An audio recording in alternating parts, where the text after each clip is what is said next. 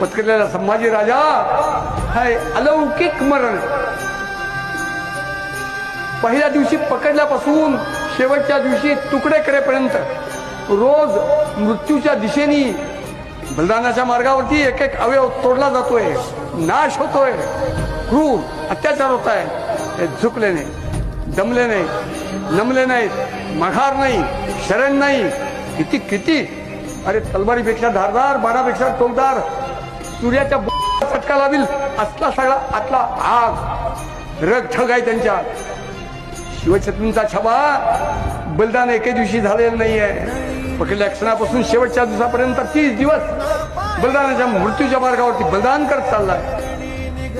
एक दिवशी त्यांची श्रद्धांजली. बलिदान जर 30 दिवस तर त्यांना श्रद्धांजली 30 दिवस राहिली पाहिजे.